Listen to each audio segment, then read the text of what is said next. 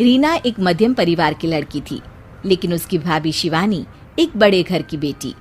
शिवानी की शादी अभिषेक से लव मैरिज थी। अरे भाभी, ये कितना अच्छा सूट पहना है आपने। काश ऐसा मैं भी पहन पाती। अरे क्यों नहीं रीना, वैसे भी तुम्हारा और मेरा नाम तो एक ही है, जब मन करे पहन लेना। भाभी, आपको आपके पापा ने कितने अच्छे कपड़े गहने दिए हैं। मैं उनकी इकलौती बेटी जो हूँ। बेटी तो मैं भी इकलौती हूँ, लेकिन क्या करे, पापा है नहीं, पता नहीं कैसे होगी मेरी शादी। तभी वहाँ शिवानी की सास आ जाती है। अरे क्यों नहीं करेगा भाई तेरी शादी धूमधाम से, आखिर जिम्मेदारी है तो उसकी। और वो दिन भी आ जाता है जब रीना की शादी तय हो जाती है। अभिषेक, क्या हुआ? आप इतने परेशान तो कभी नहीं दिखे, कोई बात है तो बताइए मुझे। अरे शिवानी, वैसे तो शादी का सारा इंतजाम हो गया है, लेकिन गहनों का रेट तो आसमान छू रहा है। कैसे क्या करूं, कुछ समझ में ही नहीं आ रहा। थोड़ी देर में शिवानी अपने पूरे गहने अभिषेक के सामने रख देती है। ये लीजिए, गहनों का इंतजाम भी हो गया। अरे नहीं नहीं शिवानी, मैं ये गहने किसी हालत में भी नहीं ले सकता। ये तुम्हारे पिता ने तुम्हें दिया था, और तुम हो कि। तभी वहाँ सास आ जाती है। अरे तो क्या हुआ, इसकी तो हो गई ना शादी, अब किसे दिखाने हैं इसने गहने।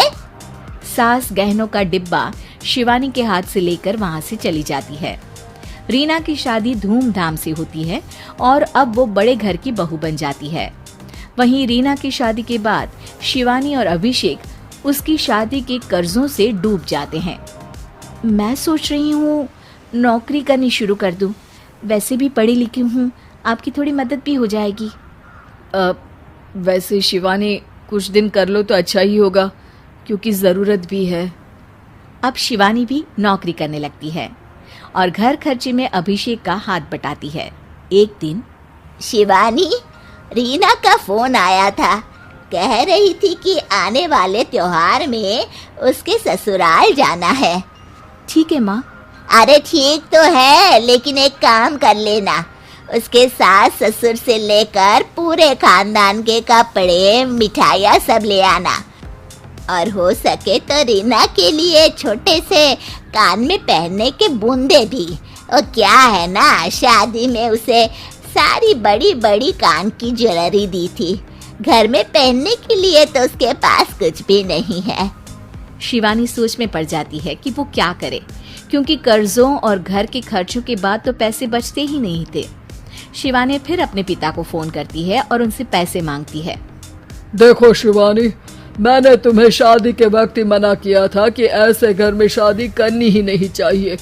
अरे अभिषेक को शर्म आनी चाहिए जो ससुराल से पैसे मंगवा रहा है। शिवानी को पिता की बात पर गुस्सा आ जाता है। आप मेरे पिताजी हैं और मैं परेशान थी, इसलिए आपसे मदद की उम्मीद की पापा। अभिषेक को तो पता भी नहीं है कि मैंने आपसे पैसे मांगे हैं। शिवानी सोचती है कि वो अभिषेक से बात करे, लेकिन फिर उसे लगता है कि वो टेंशन ले लेगा। तभी शिवानी की नजर हाथ के कंगन पर पड़ती है। सीधे बाजार जाती है और उसे बेचकर ननद के घर ले जाने का सारा सामान लेकर आती है और सास के सामने रख देती है। हाँ ठीक है, लेकिन फल थोड़े और अच्छी क्वालिटी के होने चाहिए थे। शिवानी कुछ नहीं कहती, वहाँ से चली जाती है।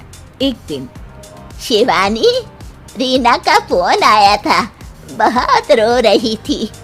क्यों माँ, क्या हुआ? सब ठीक तो है ना उसके ससुराल में? अरे तूने तो उसकी नाक ही कटवा दी। अब मैंने क्या कर दिया माँ? कह रही थी कि बड़े घर की बहू है भाभी, जो कपड़े दिए वो ब्रांडेड भी नहीं थे। तू तो जानती है ना उन लोगों का पहनावा कितना अच्छा है। तू तो मेरी बेटी का भला कभी सोचती नहीं। हाय भगवान, अरे बड़े घर की बहू है, इसी बात की जलन है ना तुझे, लेकिन याद रख मेरी बेटी का सोचने के लिए भगवान है। तुम लोग कभी उसका बुरा नहीं कर पाओगे। अब शिवानी के मन में सवाल था कि क्या ईश्वर सिर्फ रीना के साथ है उसके साथ नहीं, लेकिन उसे सुकून था कि वो अभिषेक के साथ उसकी जिम्मेदारियों को निभाने में बराबरी की हकदार है। शिवानी वहां से चली जाती है। वो सास से कुछ नहीं कहती, क्योंकि अमीर घर की बहू बनकर रीना को भले ही सुकून ना हो, लेकिन गरीब घर की बहू बनकर शिवानी खुश है, क्योंकि खुशी पैसों से नहीं परिस्थितियों पर निर्भर करती है।